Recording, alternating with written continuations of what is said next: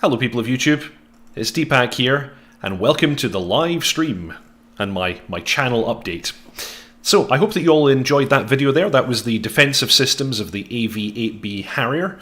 Hello Stevie B, welcome to the stream. I'm going to do basically the same thing I did last week, where I'm going to give you guys like my little channel update. We're going to have a quick chat about the video that I just premiered there, and then we're going to do a DCS news update with a second presenter, just for pure excitement. Welcome, Tog. Love how it ended with a Burt. Yes, exactly. Good old GAU 12. Like I said in the video, not really very good for air-to-air. Excellent for air-to-ground. It's quite a powerful cannon, but low rate of fire, so not particularly good for that purpose. That's the latest video on the Harrier. The next one that I'm going to do in this tutorial series will actually be on the Maverick missile. I'm going to demonstrate the infrared and the laser versions of the Maverick. Welcome, Byron. Thank you very much. Thank you very much for the compliments there. So yeah, next video will be on the Maverick, and then after that we're really just doing demonstrations of takeoffs and landings in different ways. So we still have conventional takeoff and landing to do. We still have vertical takeoff and landing to do. Thank you very much, Mando Shirt. And we're also going to do ship operations, so taking off and landing on the Tarawa. So that's, let me see here, that's 1, 2, 3, 4 videos to go in the Harrier, and then you F-16 Viper fans out there are going to get what you've been waiting for. I think that's pretty much it for the channel update. Anybody has any questions whatsoever about the Harrier in general or about the tutorial series, please jump on in to the chat. I am monitoring the chat just off to the side here, that's why I keep turning my head.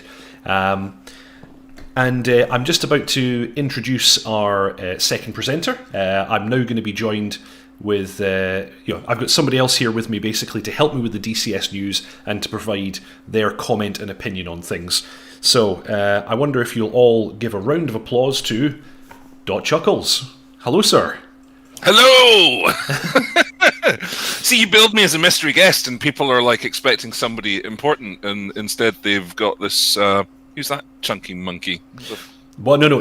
People who are familiar with my channel will already know you, Dot Chuckles. Of course. Yes. Yeah. Dot Chuckles has his own YouTube channel where he has some DCS content, and in a number of my previous videos, he's acted as a lovely stooge for my fun times. Yeah. Hey, got some waves in the chat there for you. So I thought this would be a bit of fun. We did a video podcast in 2016. Yes, we did. It was kind of a bit of an experiment to see how it would work. I think we used like Google Hangouts or something, and yes, we did. It had massive traction. We were on front paged on various places, and then it was just, but the timing wasn't right, so we just never really put it forward. But there we go. Just like all great people, we were before our time. Yeah, indeed, we were. Yes. So yes, you're going to help me with the DCS news today, Chuck. And we're starting off with a little bit of breaking news in the form of the DCS patch being pushed by a week. So yeah. Which was totally unexpected. I didn't see that coming. No, well, I mean, it's the whole it'll be done when it's done kind of thing that ED sort of generally go with. No launch dates are fixed, and schedules are for mere mortals. and actually, to be honest, to be serious, I'm totally on board with that. I think quality has to come first. We saw what happened when they bowed to pressure and pushed out the F-16 just a touch early. Oh God, yeah. There was some very, very strange stuff going on there. Tog is saying that he believes that you were part of the Havoc company after he left. I was. Briefly. I mean, because that's... you brought me... I mean, myself and Deephack, we know each other in real life from way back, and he brought me into Havoc. And that's kind of sort of where we started gaming together. Yes, that's true. That's true. Yeah. yeah. But then sort of went into sort of more DCS things. And of course, as per wrong side, as per your logo, I'm actually pointing. Like I need to go over here. There we side. are. As per your logo, we're both members of the Virtual Air Force. In fact, the founding members. We are the founding members of the Virtual Air Force. Yeah. Yes. Okay, so somebody's asking for my YouTube channel name.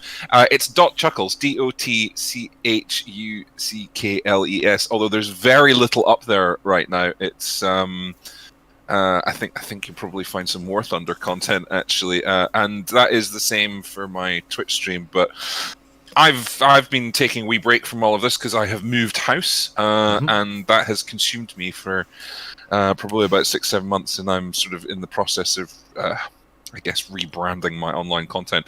So yeah, you won't see much content up there at the moment, but it will be coming back soon. Yeah. And once the stream is over, I will pop a link to his channel in the show notes so that you guys can click through there.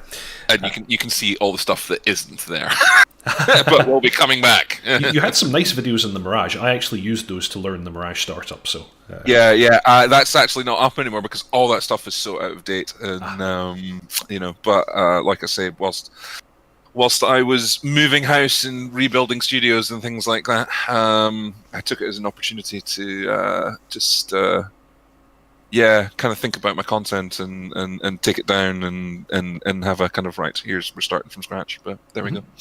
Okay, I'm just going to address a quick question. David David, the GAU 12 is pneumatically operated. It uses bleed air from the engine, and so this is a problem that a lot of people have.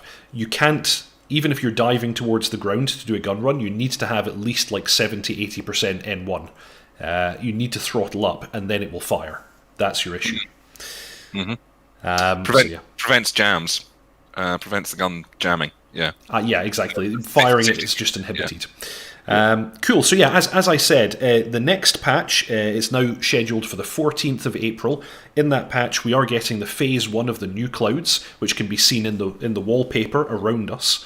Right now, they're looking very pretty indeed. Matt Wagner has some great videos on those. F-18 is getting the AT flare pod, which I'm very excited about. It's nicely integrated in the F-18 and quite good for air-to-air stuff.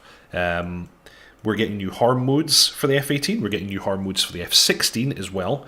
And also we're getting some Harrier stuff. And I will probably do a slightly out-of-sequence video in between my tutorial videos going over what's being added. But on the 14th of April, we're getting the FLIR hotspot detector.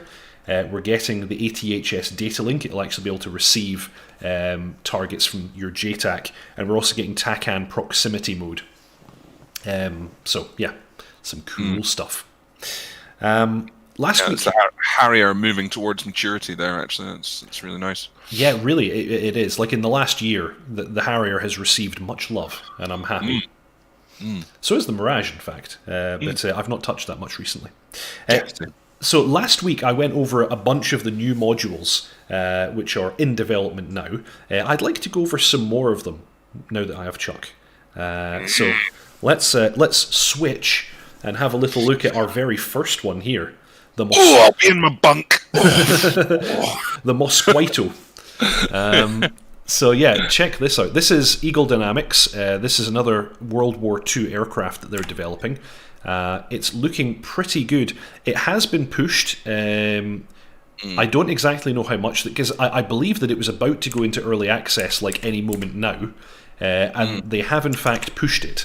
Because they said that they weren't happy with the external model, which is fair enough. The plywood plane, absolutely.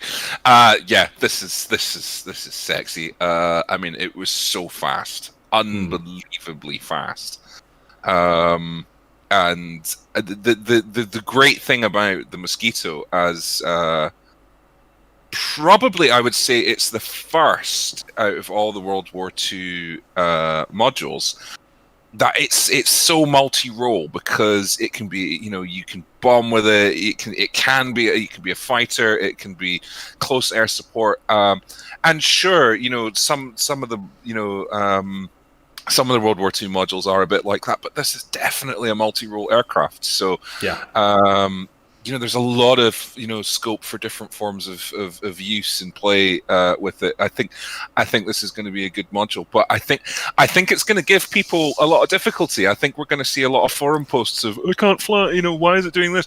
Because it's twin engines, so you've got big asymmetries. Yes. It's a beast, and I think people are going to really get behind the curve on it.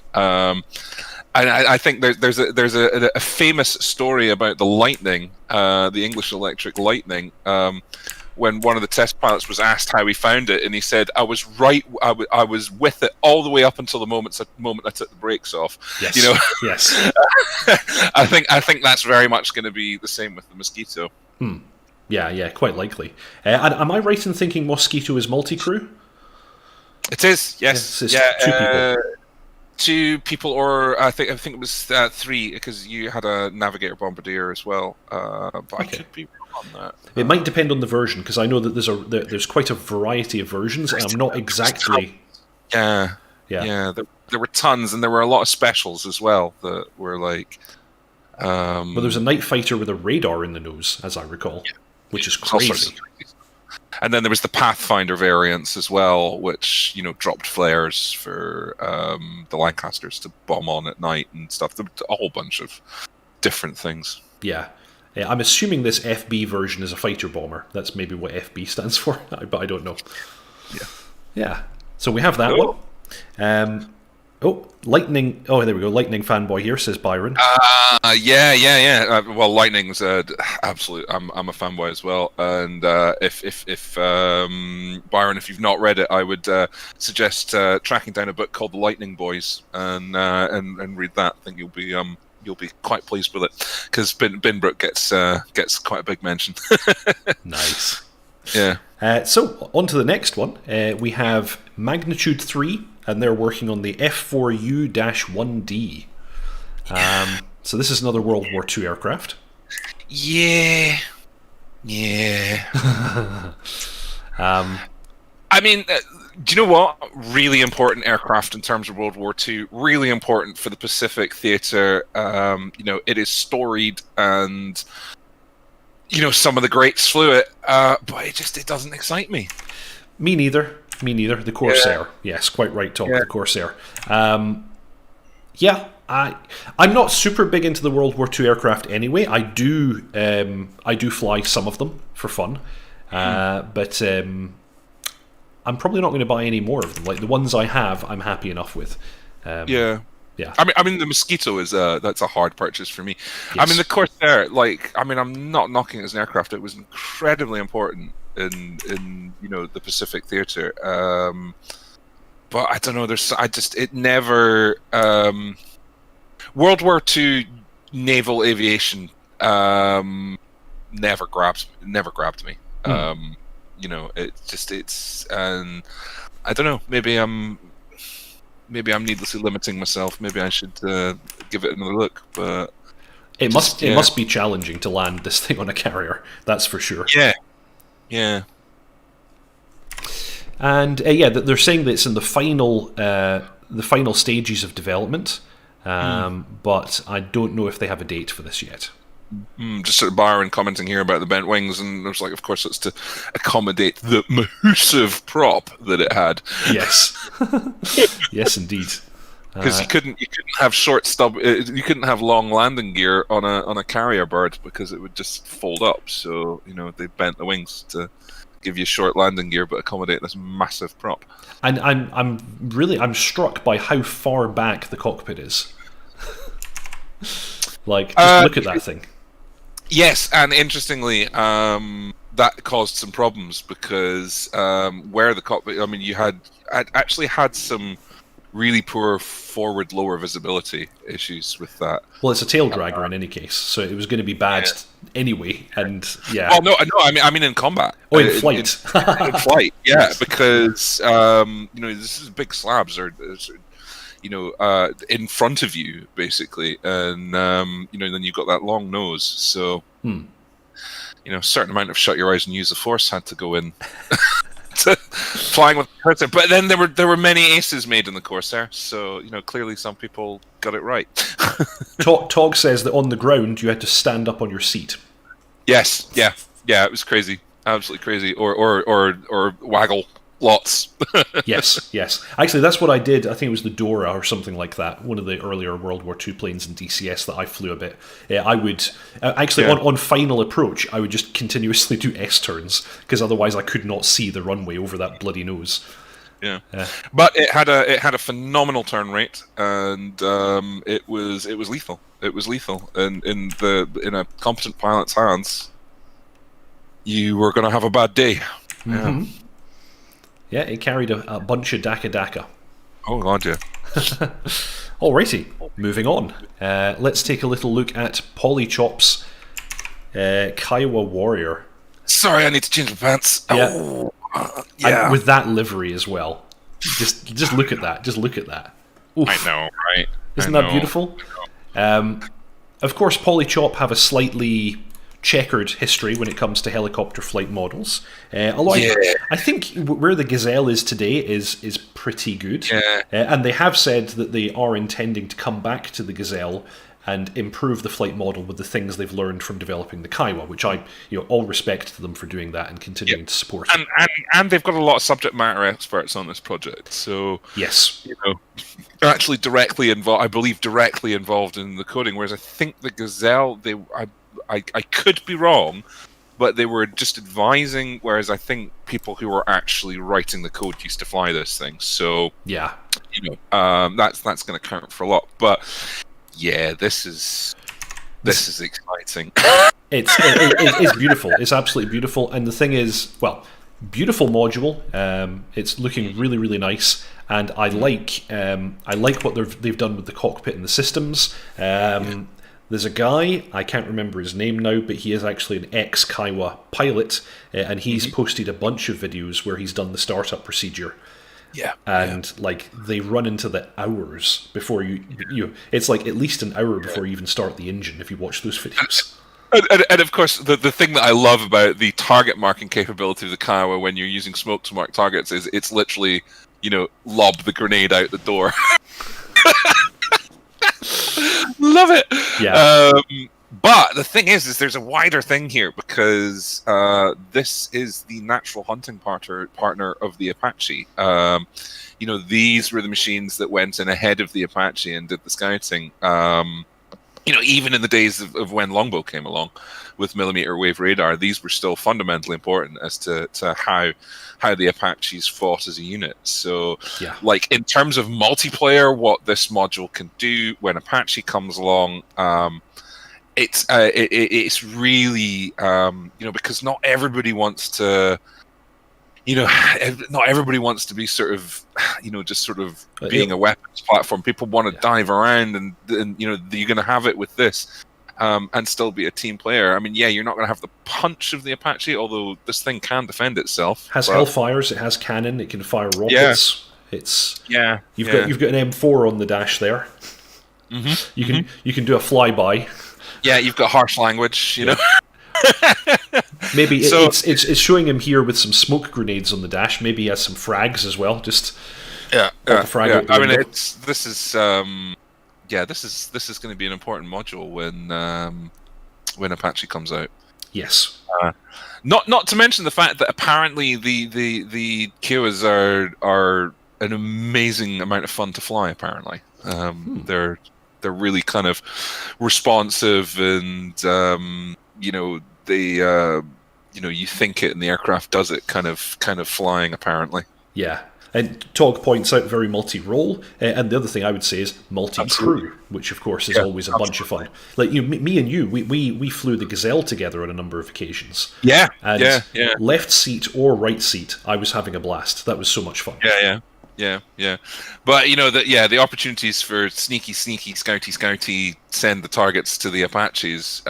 Just like I can see multiplayer servers being built just around those two airframes, and this is the first part of that. And we've got the Hind, so then you've got the opposing side as well. Yeah. Which is nice.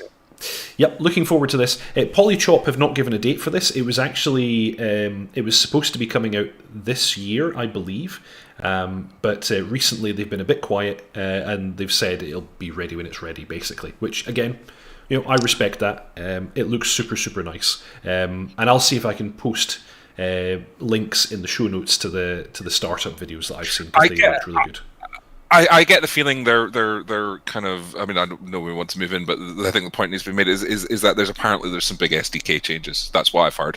Okay. Don't know if it's true. There's some big SDK changes, and I think that's affected Rotary Wing, and I get the feeling they're trying to accommodate that. Could be nonsense. I don't know, but there we go. That would not surprise me, because I think for the third-party developers, DCS has always been a moving target, and it's always caused problems.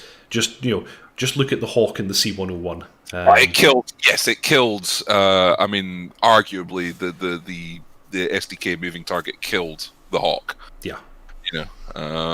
So. That's a conversation for another day that we should probably not have. Among other things. Among other things, yeah. Okay, next. Anyone recognise this cockpit? Can anyone tell me what this is? Well, I'm not going to wait for you to tell me. It's Razbam, and it's the F-15E Strike Eagle. And if you're like me, and you were a big fan of Jane's F-15 Strike Eagle, then you're ready for this. Yeah. In fact, over my shoulder back there in my little history of flight sims gallery, I have F-15 Strike Eagle in its box with all its manuals. Yes, I played that a lot. A lot. Yeah, this is nice. To me, the F-15E is really the counterpart to the Tornado. It kind of does the same job, to my mind. Yeah. And I'm probably going to commit an act of heresy now, and this is where I get booted off your channel and nobody ever listens to my video again. I'm actually not a fan of how the F-15 looks in general as an aircraft. Really? Yeah. I'm surprised to hear you say that. I know. The aesthetic of it just. I can see why people see it's pretty. It's not for me. Yeah. I've found. I see. I'm getting it in chat right now. Todd was in there quick. I knew it would happen. It's something about the front aspect that I'm kind of like. I don't know if it's the size of the tail fins in relation to the front aspect. It's just there's something that just doesn't sit quite right with me aesthetically. But I can absolutely see why people see it as a pretty plane, and I would say they're not wrong. It's just for me personally. I don't care about the way it looks. Like I don't think it looks good or it looks bad. But the role that it fills and its capabilities, they excite me. Yes. No, entirely. It drops a lot of ouch. It does indeed. It's a bomb truck. Absolutely has an amazing punch, and it's fast, and it gets in and it gets out. Like, so your comparison to the Tornado is entirely correct there. Yeah. Because it carries a crap ton of ordnance, and it carries it at very high speed. Yes. It should be renamed the F-15E. You thought? Yeah. Because it's designed to change people's minds. Yeah. And again, multi-crew. And this one's kind of interesting because am I right in thinking that you can fly this one from the rear cockpit? That's what I understand. Yeah, because I think that the general thing is that US Air Force aircraft that are multi-crew can be flown from front or back. Yes. The US Navy's policy is that the backseater must not have flight controls. Yes, I think you're right on that. Although, again, like everything, I think there is some... there's some variation. Probably. I think there are some Strike Eagles that can't be flown from the rear. There's all sorts of strange things going on. I just noticed. One thing I want to point out is that Razbam's internal modelling of aircraft is really leveled up. This is looking very nice indeed. Yeah, their texturing game has, like, just looking at the screenshots, it's come on, because I mean, when the Harrier first came out, it was all right, it was acceptable, but it was a little bit meh. But this is looking really good. I mean, this is looking nice.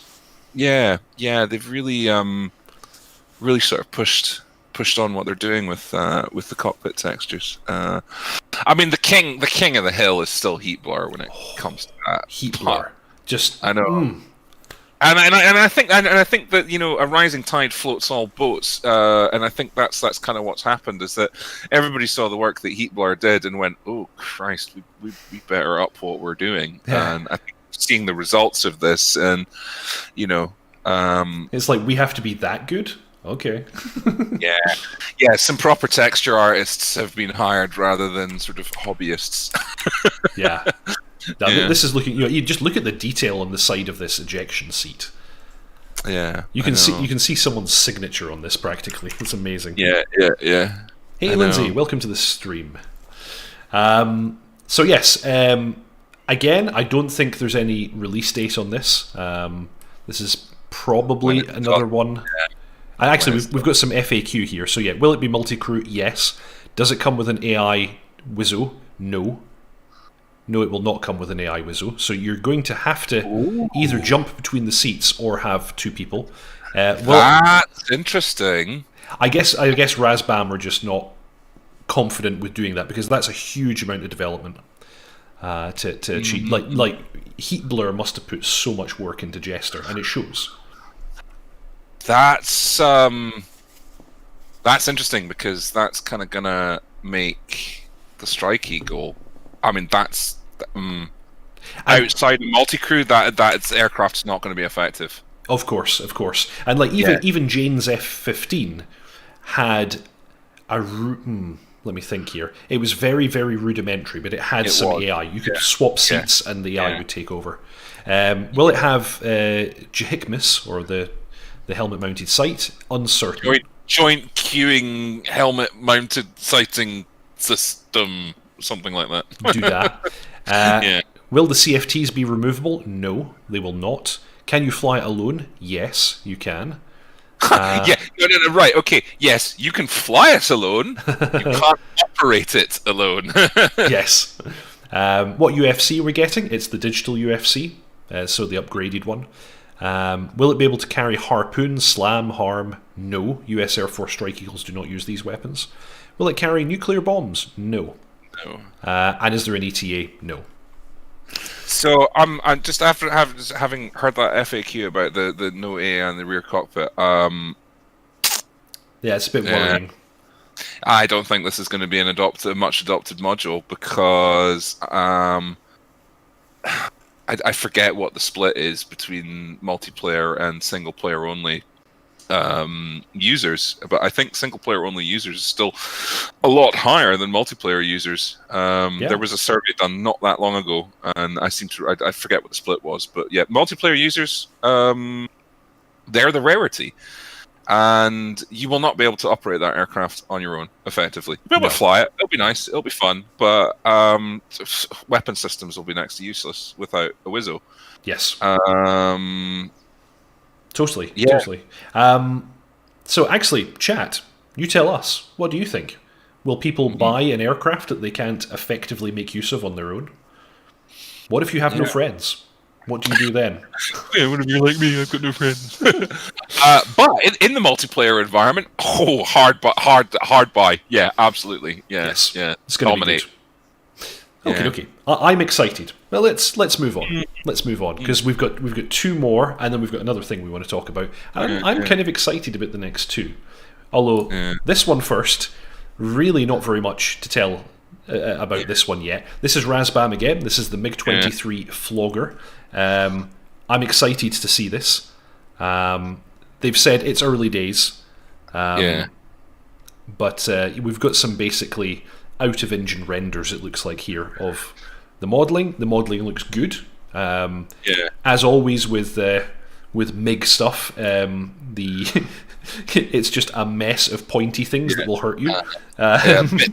bits that have come off a tractor, you know. Yes, absolutely, absolutely. But I bet this is going to be fun, and this is an aircraft that still flies today. There are lots of air forces that still make use of these, and I'm excited to see it. And of course, it's an interesting aircraft because it's swing wing, and it has weird undercarriage and funny air brakes. Yeah, it folds up actually. If you watch a video of how its undercarriage works, it's really intricate the way it all folds up and folds together. It's probably the most advanced part of the aircraft. But human factors and human machine interface, very much of the British school of if you can find a place for it, stick it there, which was very much the British school of cockpit design up until probably about the late 70s. But it makes sense because the Soviets basically based their a lot of their design ideologies from World War II aircraft like the Spitfire and things like that. So the DNA is there. But am I right in thinking that it was one of these that was shot down by Turkey in Syria recently? Well, like last year or so. Yes, I think so. And I know that one got pegged by a SAM. Yeah. As well. Yeah, Stevie B, or is it? Yep, Stevie B 83. Yes, I will indeed be updating that kind of stuff because so much has changed since I did that when it came out. But, actually, we should maybe next time we should talk a little bit about the Mirage because you're right. I don't know if people have seen the recent posts that Razbam have done about the Mirage, but they've practically they've retextured it, they've remodeled it. Even the systems are completely redone. Like it's basically a whole new module. That we're getting for free because we already bought it. Yeah. So yes. To answer the question, I will be updating it. But yeah, I mean the thing about the MiG-23 as well is if I said shoot him. Yes, exactly. I can't get tone. Got no tone. Yeah, it can Gulf of Sidra. Gulf of Sidra incident with the F-14s. That's going to be quite good. And I seem to recollect, was that not in the Falcon 4 menu screen? They had... No. You're thinking... Oh, no, sorry. No, you're right. You're right. It was Falcon 4. Yes. Because it always struck me as a bit weird. It was like, okay, this is a Falcon simulator, but that's the MiG-23 shoot down, like, which was shot down by F-14s. Anyway. I think it was probably just some of the only cockpit audio they were able to get a hold of. Yeah. Yep. Cool. So yes, MiG-23, not much to say about that. It's very early in development, but I'm interested. Yeah. And now, the last one that we're going to cover. We've got True Grit simulations, and we've got the Eurofighter Typhoon. Now, what can we say about this? This is looking promising indeed. A very, very modern aircraft. These are actually all just renders of the cockpit. I wonder if we've Well, not a modern aircraft. It's 20 years old, dude. Well, yeah. But I mean, to DCS standards, this is a very advanced and modern aircraft. We're now getting into the modern days, yeah. I mean, this is the only reason they're allowed to make it is because this tranche is so outdated now. Yes, but for us, it's absolute cutting edge. Here we go. So yeah, this is obviously this looks like very early placeholder texturing. But this is the external model here. They've said that they're going to deliver the Luftwaffe version of the aircraft first, which is pretty cool. And I believe at least initially it's going to be the early style tranche where it's basically an air-to-air machine. And there's like even like I mean the thing is that's some quite advanced texturing. They're picking up some details on there. So well, true. Yeah. Sorry, carry on. You were going to. I was just going to say that they have a massive FAQ here, and I don't know if I can really go over. No. Everything that they've covered here, but basically my understanding is that it's going to be at least initially an early block aircraft with some austere air-to-ground capabilities, but they have said that they intend to update it over time and add additional capabilities. So Brimstone missile is eventually going to be included, and that's pretty exciting. And also the Meteor, I think, as well. Yeah, that's like, if memory serves, that's like our equivalent of the AMRAM, isn't it? Yes. Yeah. Slightly more capable, I think. That's what I understand as well, yeah. Tog says if it didn't look so much like a Saab product, well, we were there first. They copied us. The Gripen is a copy of the Typhoon. Yeah. Because they and funnily enough, the Swedish were going to be part Yes. of the consortium and then pulled out because politics, because of Saab. Because as I understand it, Saab spat the dummy, and it all got political. Which, funnily enough, is how a lot of things happened. I think the same thing happened with Tornado, but I think it was to do with Italy and also. It was the French, wasn't it? Was it the French with the Tornado? Yeah, it was the same kind of thing. But yeah, I mean, oh, dude, the version that we're getting, it's underpowered, it's overweight, but it's still sexy as hell. A bit like myself. This is big. This is big stuff. Oh yeah. I'm ready to fly this, and of course, this is going to be. Well, the most advanced aircraft in DCS. This is going to pip the JF-17 for that title.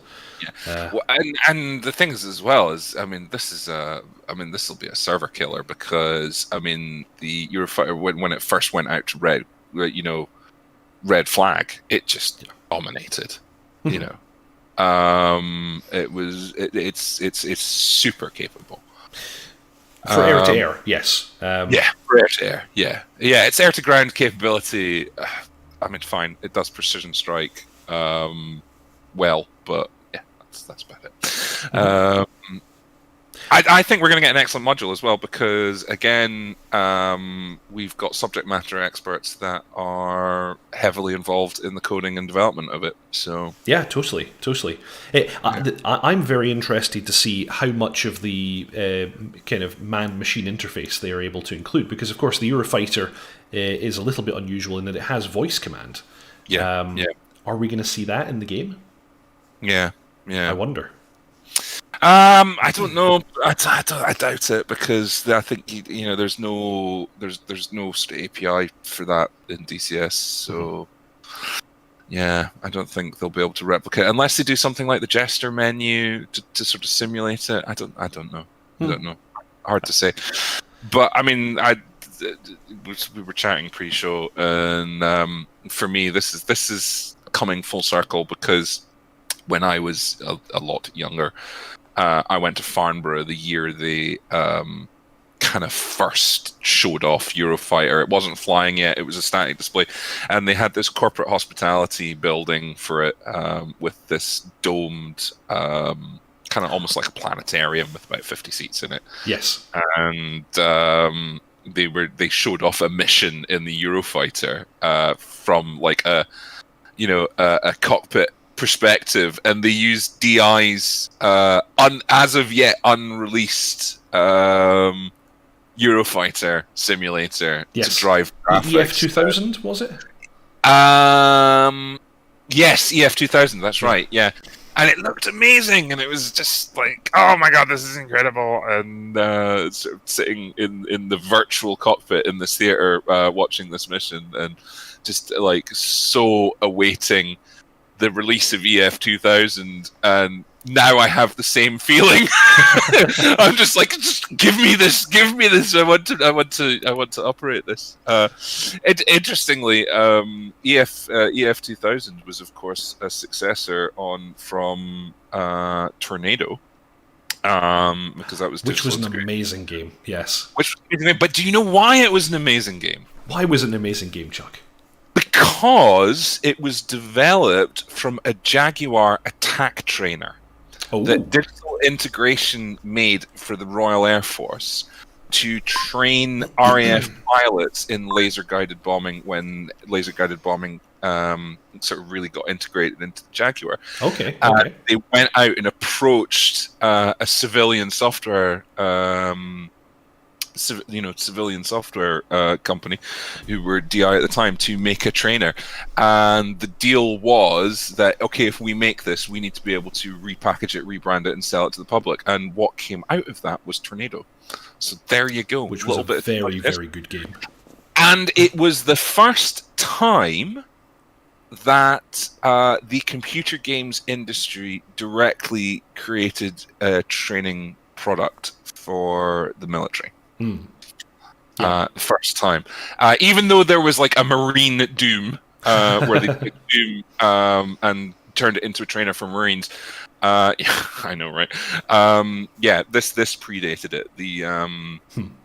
The Jaguar attack trainer, and I mean they hooked it up to custom made peripherals and all that kind of stuff. But that's why it was so good. It was indeed. It was super good.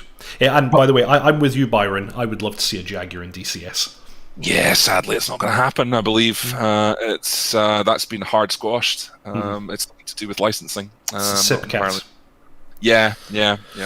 Oh well. But shame. Same with the Tornado. Actually, I'd kill for a Tornado, but yeah, I have the same excitement of waiting for EF 2000 to come out that I do about this module. I'm just fucking stoked for it. Yes, me too. No ETA at this time. We know it's early in development, so there's not much to report on this as yet, but coming soon to a sim near you. And those are all of the... Oops, wrong one. Those are all of the new modules that we're aware of so far. I'm sure there are more, and actually there are lots of really interesting community-developed mods that I would like us to cover at some point as well. But that's for another day. Yeah. So the last thing on our agenda today, Dot Chuckles, is to talk about VR. Oh yes, because it's been all changed. So yes. Yeah. Jesus, I picked the worst time to try and move house. So I moved house in the middle of a global pandemic, and doing so basically shut me down completely for about a year. And I'm only just coming back onto it. And I've sort of updated my system. But I moved from a Rift, so the CV1. It's CV1, that's correct. I had the same one. Yep. Yeah, CV1, because we were both quite early adopters of it. Yes. And I went to the new HP Reverb G2. One of these bad boys. Yeah. Holy crap. Things have moved on. Oh, yes. Very much so. Yeah. I actually got better frames, bizarrely. Yes. Well, I can't compare that because I also built a new system, but I could try it on my old system. But in terms of the clarity of the G2, I mean, you and Frantic, who's Frantic Stone, who's another member of the VAF, were evangelizing this, and I did sort of sit there thinking, yeah, well, it's quite a big investment, and everybody kind of overstates because they're trying to justify getting over their sticker shock for they've bought this massively expensive thing. Yes. And I thought, yeah, it'll be good, but I reckon there's some cost justification going on here. And then I tried it and was like, oh no, they're right. Yeah, it's pretty damn good. Yeah, this is different. It's incredible. Absolutely amazing piece of kit. Yes. Yeah. So, of course, inside-out tracking, so no need for those external cameras, which is just great for the setup. We, of course, have a much higher resolution. I think it's almost double per eye. It's quite a bit higher. Yeah, and I mean, I think the thing for me was that with the CV1, I mean, your brain kind of tuned it out after a while. It was the screen door effect. Yeah. And with the Oculus, they'd done some clever things where they'd they'd rotated the screens 45 degrees, so you got like a herringbone pattern, which I think made the screen door less noticeable. I never noticed it, really, particularly. But almost everybody who put my Oculus on immediately said, oh yeah, the screen door is really bad. I think my brain had started to filter it out. Yeah, your brain does filter it out, but I mean, with the G2, that's not a thing. It's gone. There's none.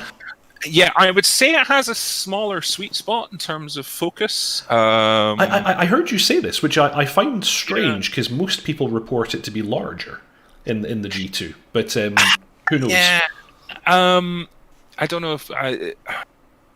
Yeah, I mean, I guess everybody's sort of optical nonsense is different, but I found you had to have it just in the right place. But when you got it there, it's perfect. Yeah. It's because with mine, I just throw mine on, and I don't even... With the Oculus Rift, I was constantly, even during a session, fiddling around with it on my head to keep it in the sweet spot. With the G2, I throw it on my head and I don't have to touch it. Like, for me, the sweet spot is so big that as long as it's on my head, then I can see clearly. maybe I'm just getting older and going blind and I need to change my glasses. Maybe it's that. I don't know. But yeah, super, super good. And also, I'm pretty happy with the built-in speakers. So I've retained them on mine. I know that some people detach them. I assume. I'm going to detach mine. I haven't yet because I've been sort of having too much fun with it to get the screwdrivers out and start doing that, because I find the base I find the bass a little bit weedy. It probably is, yes. Yeah. I mean, I've got some nice SteelSeries headphones, so they were quite pricey as well, so I want to use them. And to be fair, you're more of an audiophile than I am, so it probably isn't brilliant, but it's good enough for me. I don't notice. Yeah. But I have to say, they are really good. I mean, working in the biz, as it were, it does sort of skew what you find as good and things like that. But for a consumer product, it's actually they're pretty amazing. So and comfort, really, really good comfort. Yes, yeah. And generally overall, like, I find the G2 to be a far more comfortable headset to wear. For sure. Compared to the Rift, so this has been a recent change, and if you are in the UK, it is back in stock, and they're being really bloody quiet about it. So if you go onto the HP store and want one, you can get one now, because it was out of stock completely for about 3 months. But it is back. Back in stock. Yeah, but only with the handset, only with the hand controllers. It was the same for me. I had to get mine with hand controllers. Yeah. They don't have it. They don't have it sort of on its own without hand controllers. That's probably its weakest point. If I'm gonna be honest, in my sort of just adopted the G2 review, the hand controllers are a bit crap. It's the tracking. It's the tracking. The fact that you have to retain them within the field of view of the cameras. So basically, they have to be in front or kind of a bit to the side. So I play some first-person shooters in VR. So my support hand on my weapon starts jiggling. I shouldn't do that hand gesture. It starts jiggling about. Yeah. I have found the tracking generally with the G2 being inside-out tracking. I tend to have my my workspace quite dark, and I found that gave it some problems. Yes, I've heard people say this. Like, for me, the tracking of the headset is perfect, but then you see my environment. I normally have a lot of lighting, and it's quite bright. So for me, it works perfectly. But I do understand that if your environment is not quite as bright, or even if there like is the sun shining in, that might confuse it. Yeah, and everything around me is white, because basically my new workspace is up in an attic, and there's very little natural light, so I painted everything white to sort of bounce as much light about. So it's like there's a lot of featureless stuff. Yeah, and I think it kind of goes, what am I tracking? But as soon as I sort of added more light, your problem went away, and then it sort of just became completely usable. You need to project a grid pattern in your room. Yeah, get some. So we use for when we do any visual effects work, we use things called tracking bugs, which are these tiny little LED. Which effectively it's an LED on some blue tech. Yeah. And we stick them all over everything, and then when we're getting track points, for 3D matching, So I'm reckoning if I go and liberate some tracking bugs, Yes, it'll yes. work perfectly. Yeah, I mean, it was a minor thing, and it was only just occasionally. And then as soon as I turned some lights on, it was like, oh yeah, okay, this is fine. This works perfectly. I think on balance, it's a pretty good improvement. Yeah. It's like I think I described it in chat a while back as if you've been using the Oculus CV1 and then go to the Reverb G2, it's like going from the PlayStation 2 to the PlayStation 5. it's that big a jump. Yeah. I would totally agree with that. Yeah. Okie dokie. So, I wonder if perhaps we should draw to a close now.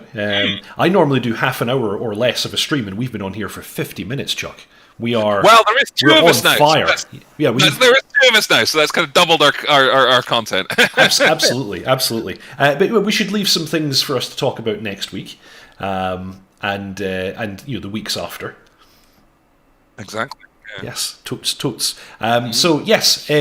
Chat, please let me know, what do you think of this new format? What do you think about having two presenters? It might not be the case that we're both always here. I don't know what Chuck's availability is like, but certainly, I would love to do this more often if possible. So let us know. Did you enjoy this? Was this good? Do you enjoy having the DCS news as well? Because I only started doing that last week. Actually, prior to that, I was only doing a channel update. So yeah, we're getting some chat messages in support of this new format. But yeah, that's pretty much it for this week. I might be doing the occasional ad hoc stream during the course of the week, as I always do. Might play some Tarkov, might play some Valheim, but otherwise you'll see me in another Harrier tutorial video next Saturday. Yes, Valheim's good, and I'll be doing a live stream next Saturday as well. So, as always, thank you very much everybody for watching. Please subscribe and like, it really helps the channel and it helps me. And I'll let Chuck say his goodbyes. Thank you very much, folks. It has been a pleasure. Thank you very much for inviting me to be part of this. So hopefully I will speak to you next week, maybe. Yes, absolutely. So, chat, fly safe, and I'll see you all